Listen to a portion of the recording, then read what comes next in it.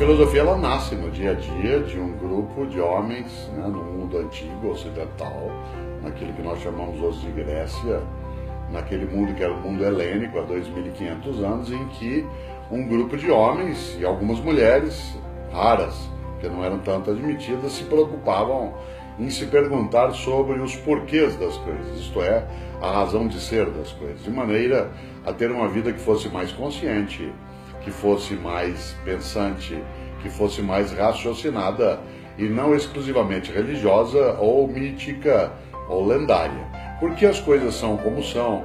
Qual é a fonte do poder? A vida tem um sentido? Os números no mundo da matemática, eles expressam uma verdade ou eles são uma invenção humana? Existe uma divindade? Existem divindades? Essas divindades, elas têm ação sobre nós? Qual é a origem do mal? Por que nós morremos?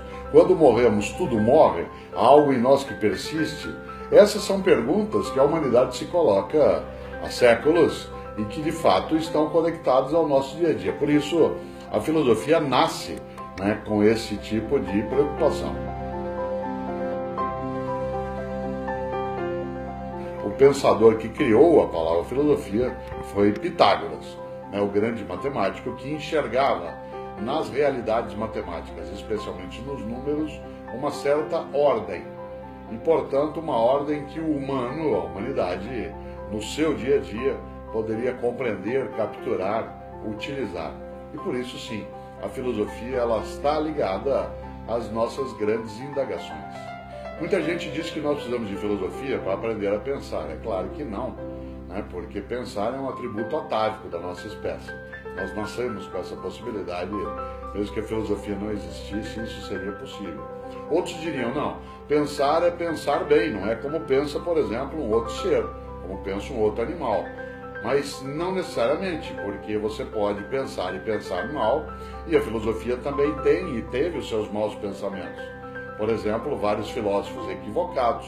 O nazismo tinha seus filósofos, as ditaduras têm os seus filósofos, nem sempre o pensar filosófico é o bom pensar e nem sempre ele é crítico. A filosofia ajuda a indagar, escapar de algumas obviedades e introduzir na vida algo que é necessário para crescer, inovar, avançar, que é a suspeita.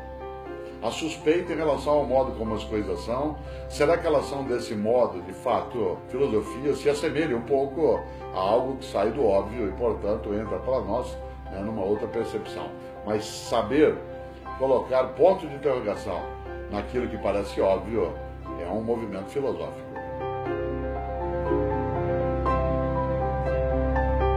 Eu acho que eu teria dois grandes pensadores que eu gostaria sempre de mencionar como alguém que lida com o dia a dia da vida.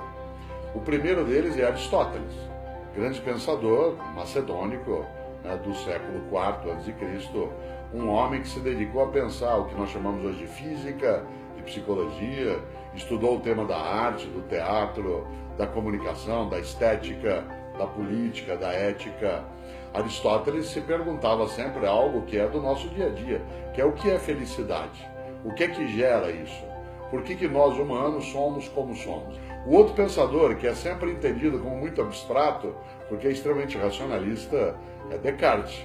O filósofo Descartes é um filósofo que nasceu em 1596, ele morreu em 1650, portanto ele pegou a quase totalidade da vida dele no século XVII, mas que levantou uma grande questão. Qual é o fundamento para a verdade? O que é que me permite dizer que isso é verdade ou não? Isto é, onde eu apoio o edifício sobre o qual eu vou construir os conhecimentos que entenderemos como verdadeiros sobre qualquer coisa da minha vida.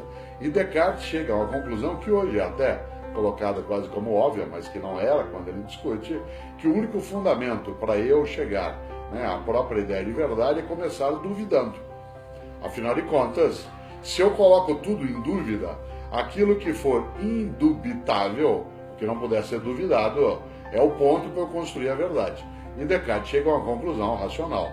A única coisa indubitável é a própria dúvida. E nesta hora, claro, o pensamento cartesiano, ele se constrói sobre a possibilidade de, duvidando, perceber que se pensa. Descartes tem uma preocupação muito prática. ele começa a estabelecer no discurso do método, que é uma obra dele especial, quais são os caminhos que a gente deve seguir para, por exemplo, resolver um problema. Ele até dá uma sugestão, uma dica, ele diga, pega um grande problema, vá do mais simples para o mais complexo. Divida em tantas partes quantas forem possíveis e você vai resolvendo daquilo que é mais simples até chegar à grande complexidade. A filosofia, ela é para mim não só uma profissão, ela é um modo de ser. Eu acharia extremamente insuficiente, muito limitado para mim, que a filosofia se ausentasse, né, da minha vida à medida em que ela permite que eu seja menos robótico, menos automático, menos inconsciente naquilo que eu desejo. Não é um processo mágico, mas ajuda bastante a existir melhor.